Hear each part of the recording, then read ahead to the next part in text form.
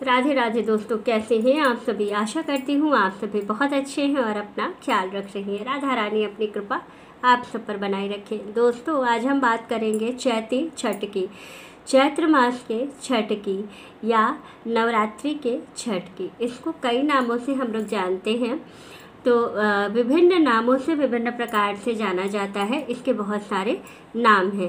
तो मेन जो है वो ये चैत्र माह के शुक्ल पक्ष का जो छठ होता है उसे हम चैती छठ कहते हैं। इसमें विशेष रूप से सूर्य देव की आराधना और छठी मैया की आराधना की जाती है। ये नवरात्रि के समय में पड़ती है। इस समय हमें विशेष रूप से छठ की पूजा करनी होती है। बहुत सारे लोग साल में 2 बार छठ की पूजा करते हैं, एक कार्तिक मास में और दूसरा जो है चैत्र मास में। बहुत से लोग सिर्फ एक ही बार करते हैं, कोई लोग सिर्फ चैत्र वाला करते हैं, कोई लोग सिर्फ जो है कार्तिक मास वाला करते हैं। तो इस तरह से साल में 2 बार छठ का पूजन किया जाता है। इस बार जो छठ की पूजा है, चैती छठ की जो पूजा है, ये 1 अप्रैल से शुरू हो रही है।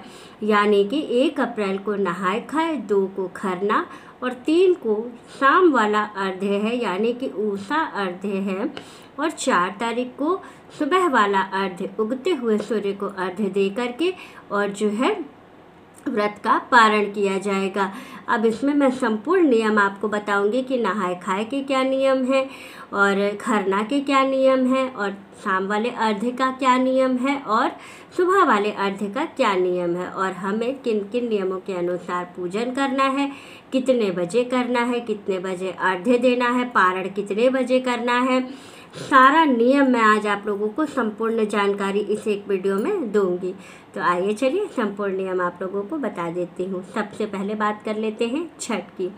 तो जो छठ है ये एक लोक आस्था का पर्व है। इस पर्व पर विशेष रूप से जो लोग जिनके घर में भी छठ की पूजा होती है वो कहीं पर भी रहें, लेकिन छठ पर्व पर वो अपने घर जरूर आ जाते हैं, क्योंकि छठ एक ऐसा पर्व है जिसे कि लोक आस्था का पर्व कहा जाता है। और इसमें विशेष रूप से पूरा परिवार मिलकर के छठ की पूजा करता है। तो सबसे पहले दिन 1 तारीख को जो नहाय खाए से इसकी शुरुआत हो जाती है। नहाय खाए के दिन जो महिलाएं छठ की पूजा करती हैं वो लोग सुबह सवेरे स्नान करके अपने आप को पवित्र कर लेती हैं। बाल इत्यादि धुल करके चूड़ी वगैरह जो उन्होंने पुरानी पहनी है सारा कुछ उतार दिया जाता है, नई चूड़ी पहना जाता है, नया श्रृंगार किया जाता है, सब कुछ नया होता है। फिर उस दिन कद्दू चने की दाल में कद्दू डाल करके बनाया जाता है, चावल बनता है। मेन जो भोजन होता है कद्दू भात का यही होता है। इसके बाद जो है आप चाहे तो रोटी भी खा सकते हैं, ऐसा कुछ नियम नहीं है, लेकिन रोटी में आपको घी लगाकर खाना होता है। इसलिए जो है इस दिन विशेष रूप से इस चीज़ का ध्यान रखा जाता है कि आपको कद्दू भात वाले दिन जो है सब पूरा भोजन करना है। सिर्फ तामसिक भोजन, प्याज लहसुन का त्याग कर देना है। घर में साफ सफाई का विशेष रूप से ध्यान रखा जाता है। जितने लोग भी घर में होते हैं वो लोग बाहर कहीं भी जो है वो तामसिक भोजन वाली चीज़ें नहीं खाते हैं। तो मतलब विशेष रूप से बहुत साफ़ सफाई का ध्यान रखा जाता है। जहाँ पर पूजा होनी होती है उस जगह के विशेष रूप से धुलाई सफाई की जाती है। मिट्टी का चूल्हा बनाया जाता है और प्रतिदिन इस चूल्हे को लीप करके नया किया जाता है। फिर इसके ऊपर नए सिरे से बनाया जाता है। जैसे नहाय खाए वाले दिन जो भोजन बनेगा वो मिट्टी के, अब तो लोग गैस के चूल्हे पे भी बना लेते हैं, तो भी उसको भी धुला जाता है। तो पहले दिन नहाय खाए का जब भोजन बन जाएगा तो उसको धुला जाएगा, साफ़ किया जाएगा। फिर दूसरे दिन के लिए खरना के लिए उसको तैयार किया जाएगा। विशेष रूप से हम बात करेंगे अब खरना की। खरना वाले दिन सबसे पहले स्नान करके सूर्य देव की पूजा की जाती है। थाली में सूर्य देव बनाए जाते हैं, उनकी पूजा होती है। फिर वहीं पर जहाँ आपने पूजा की है वहीं पर थोड़ी सी दूरी पर जो है भोग का प्रसाद बनाया जाता है। इस दिन जो है वो गुड़ वाली खीर बनती है और गुड़ वाली खीर और रोटी का प्रसाद बनता है, जिसे सूर्यास्त से पहले खाया जाता है। सूर्यास्त से पहले इसे खा लेते हैं और जो भी पानी वगैरह पीना है वो पी लिया जाता है। फिर इसके बाद से जो है व्रत की शुरुआत हो जाती है। फिर इन लोगों को कुछ भी खाना पीना नहीं होता है। तो ये तो हो गया खरना के दिन का नियम। अब जो आप नहाए खाए वाले दिन नमक वाली चीज़ें खाए रहते हैं, तो खरना वाले दिन फिर से बाल धुल करके स्नान किया जाता है, चूड़ी बदली जाती है, नया साफ कपड़ा पहना जाता है और फिर जो है खरना का प्रसाद खाया जाता है।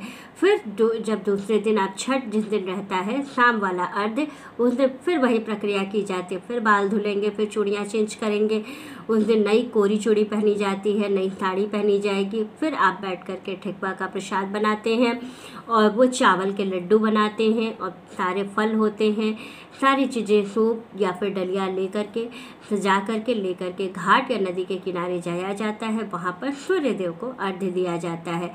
अर्घ्य देने से पहले महिलाएं स्नान करती हैं, बाल धुलती हैं, गीले बाल से वो अर्घ्य देती हैं। नहाने के बाद कोई सुहागिन महिला उनको पूरे मांग में सिंदूर लगाती है। उसके बाद उन्हें सूप और जो डलिया होता है वो दिया जाता है और उससे वो अर्घ्य देती हैं। फिर ये तो हो गया शाम वाला अर्घ्य। अब शाम वाला अर्घ्य आप कितने बजे देंगे? तो जो शाम वाला अर्घ्य है, इस दिन सूर्यास्त का समय क्या होगा?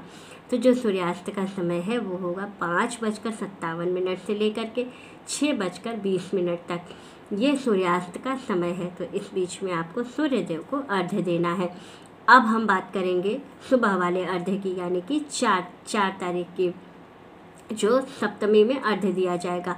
इस दिन उगते हुए सूर्य को अर्घ्य दिया जाता है। तो उस दिन फिर महिलाएं स्नान करेंगी, बाल गीले करेंगी, फिर से उनको सिंदूर लगाया जाएगा, नए सिरे से पूरा सूप और डलिया सजाया जाएगा बाँस का।